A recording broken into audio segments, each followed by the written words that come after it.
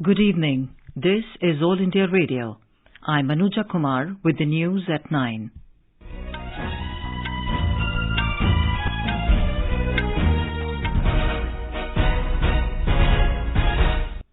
The headlines. India is home to idea of elected leaders much before rest of the world, says Prime Minister Narendra Modi. Addresses Summit for Democracy virtually. Karnataka to go to polls on 10th of May, counting on 13th of May. National Company Law Appellate upholds Competition Commission of India's penalty of 1,338 crore rupees on Google. Health services collapse in Rajasthan. Doctors oppose Right to Health Bill. And in Madrid Masters Badminton, 5 Indian players, including Kidambi Srikanth and Sai Praneeth, advanced to second round of tournament. And now the news in detail. Prime Minister Narendra Modi has said that India is the fastest growing major economy today, despite many global challenges. He said this itself says that democracy can deliver. Addressing the Summit for Democracy through video conferencing today, Mr. Modi said democracy is based on the belief that the needs and aspirations of every human being are equally important. He said democracy is not just a structure, it is also a spirit. The Prime Minister said the idea of elected leaders was a common feature in ancient India long before the rest of the world. Democracy is not just a structure, it is also a spirit. It is based on the belief that the needs and aspirations of every human being are equally important. That is why in India, our guiding philosophy is Sabka Saath, Sabka Vikas, meaning striving together for inclusive growth. Whether it is our effort to fight climate change through lifestyle changes, to conserve water through distributed storage, or provide clean cooking fuel to everyone. Every initiative is powered by the collective efforts of the citizens of India. Mr. Modi said India's Vaccine Maitri initiative shared millions of vaccines with the world. He said during COVID-19, India's response was people-driven. The Prime Minister said Indian citizens made it possible to administer 2 billion doses of Made in India vaccine.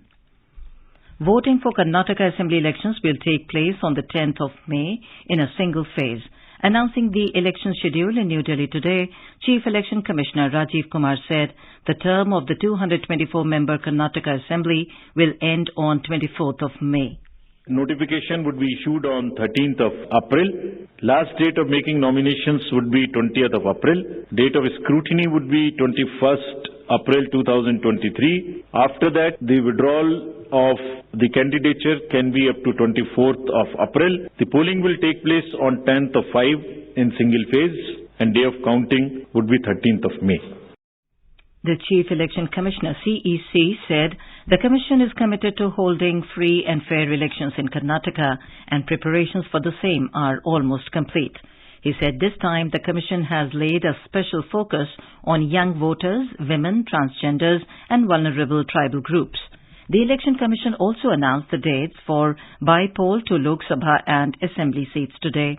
The by-poll on the Jalandhar Lok Sabha constituency will be held on the 10th of May. In Assembly segment, by-poll on Jharsuguda in Odisha and Sura and Chanbe, both in Uttar Pradesh, will be held on the same date. Result will be declared on 13th of May. On the parliamentary constituency of Wayanad in Kerala, which recently fell vacant after the conviction of Congress leader Rahul Gandhi in a defamation case, Chief Election Commissioner Rajiv Kumar said the poll panel has a maximum of 6 months to hold an election for it. Proceedings of both Houses of Parliament have been marred by disruptions over the Joint Parliamentary Committee probe into the Adani Group matter and other issues today. This is the 12th consecutive day of the second leg of the budget session when both Houses of Parliament witnessed a logjam. Amid the ruckus, the Lok Sabha and the Rajya Sabha were adjourned for the day. The two houses will meet again on the 3rd of next month. In the Lok Sabha, when the House reassembled after the first adjournment at 12 noon, opposition members including Congress, DMK and others trooped into the well, raising demand for a JPC probe. Other opposition members including TMC, JDU, Shiv Sena, UBT and others were on their feet. Amid the din, Environment, Forest and Climate Change Minister Bhupendra Yadav introduced the Forest Conservation Amendment Bill 2023. He also moved the Biological Diversity Amendment Bill 2022. Finance Minister Nirmala Sitharaman moved the Competition Amendment Bill 2022, which was passed by the House without discussion. Similar scenes were witnessed in the Rajya Sabha when the House reassembled after the first adjournment at 2 p.m. and members of the Congress party again trooped into the well, raising demand for a JPC probe. As the ruckus continued, the chairman adjourned the House for the day.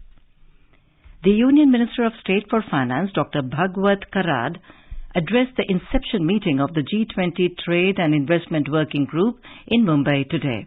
Addressing the gathering, the Union Minister said that the government has transformed India into a country of hope by creating immense opportunities for global trade and commerce. The minister pointed out that the government has focused on two key aspects for the growth of trade and investment, namely the creation of a robust financial network and an ecosystem-based approach to growth.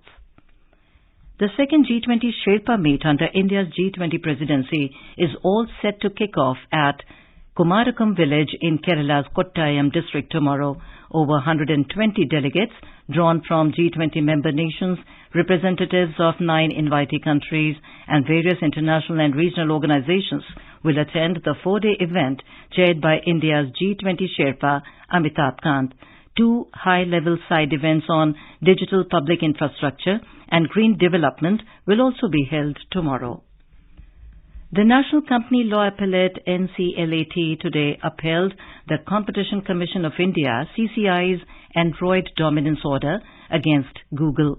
The tribunal was upheld the penalty of 1,338 crore rupees imposed by CCI.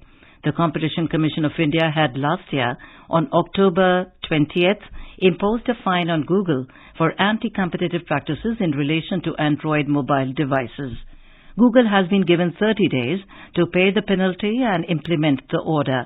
The tech giant can now challenge the order in the Supreme Court. This is All India Radio giving you the news. For quick news updates round the clock, follow us on our Twitter handle at AIR News Alerts. All India Radio is presenting a vignette of select quotes of the Prime Minister from Mann Ki Baat as the program completes its 100th episode in April this year. People, voice and direct dialogue. That's your and our Mann Ki Baat. Yes, this is how our Prime Minister connects with millions of countrymen. With the program Mann Ki Baat, aired on the last Sunday of every month on All India Radio. This series, which started on October 3rd, 2014, will complete its 100th episode in April 2023. In this 30th episode, let's listen to those excerpts of Mann Ki Baat in which the Prime Minister speaks about fulfilling the dreams of a new India. Change is the law of nature, and changes for positive development should keep occurring. As a matter of fact, a change for the better can create a new world.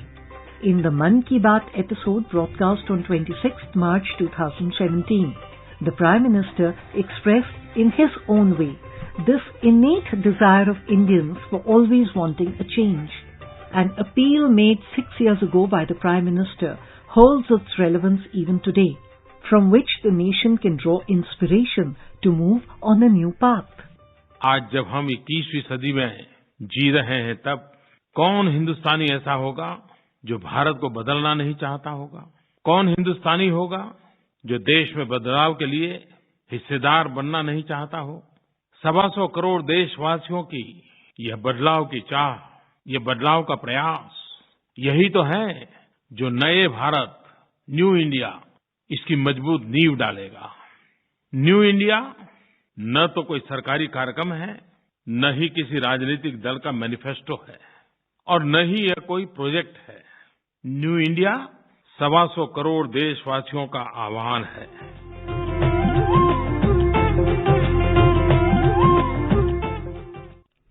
In Rajasthan, health services have collapsed due to the participation of government doctors in the ongoing strike of private hospitals against the Right to Health Bill.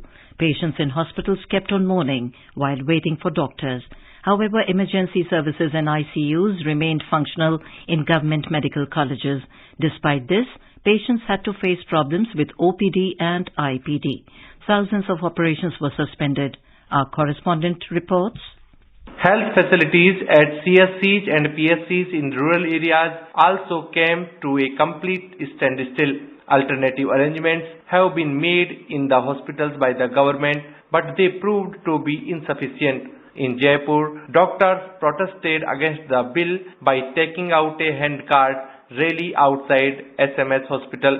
The Right to Health Bill was passed in the assembly last week. Private hospitals are strongly opposing this bill. Doctors' organizations are adamant, demanding withdrawal of this bill. Health services in private hospitals and nursing homes are in standstill position from the last 11 days. Jitendra Dwivedi, AIR News, Jaipur.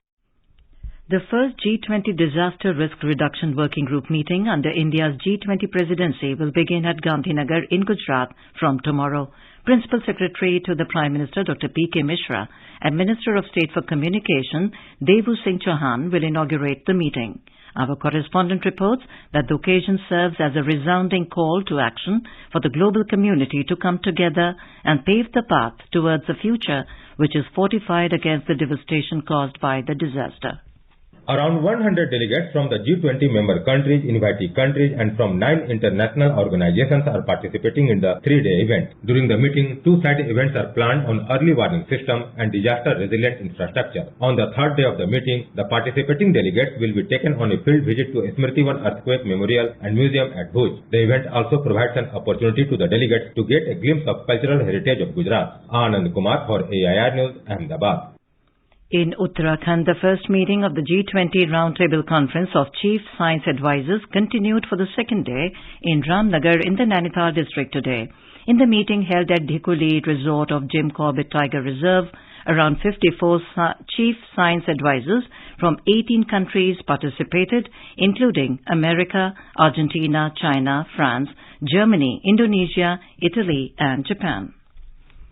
The Kuno National Park in Madhya Pradesh has welcomed its first 4 cubs born to one of the cheetahs translocated to India on the 17th of September last year under Project Cheetah. In a tweet, Environment Minister Bhupendra Yadav expressed his delight at the news and remarked it as a momentous event in the country's wildlife conservation. The government has stepped up its efforts to monitor stock disclosures of pulses by millers, stockists, traders and importers to ensure that prices of tuar are normalized. Secretary Department of Consumer Affairs Rohit Kumar Singh has directed major pulse importers to ensure that all stocks available with them are declared in a transparent manner regularly. Officer trainees of Indian Information Service batches 2018 to 2022 and probationers of Indian Naval Armament Service today called on President Draupadi Murmu at the Rashtrapati Bhavan. Addressing the officers of the Indian Information Service, the President said communication is a crucial factor in making citizens aware of government policies, programs and their functioning. Ram Navami will be celebrated with religious fervour and enthusiasm in different parts of the country tomorrow. The festival marks the birth of Lord Ram, the 7th incarnation of Lord Vishnu. Ram Navami is celebrated on the 9th day of the Chaitra month. President Draupadi Murmu has extended her greetings to the fellow citizens on the eve of Ram Navami. In Madrid Masters Badminton 2023, India's Kidambi Shrikant, Sai Praneeth and Kiran George in men's singles and Akarshi Kashyap and Ashmita Chaliha in women's singles have advanced to the second round. And now, before we end the bulletin, the headlines once again. India is home to idea of elected leaders much before rest of the world, says Prime Minister Narendra Modi, addresses Summit for Democracy virtually. Karnataka to go to polls on 10th of May, counting on 13th of May. National Company Law Appellate upholds Competition Commission of India's penalty of 1,338 crore rupees on Google. Health services collapse in Rajasthan. Doctors oppose Right to Health Bill. And in Madrid Masters Badminton, 5 Indian players including Kidambi Shrikant and Sai Praneeth advanced to second round of tournament. That is all in the news at 9. Good night.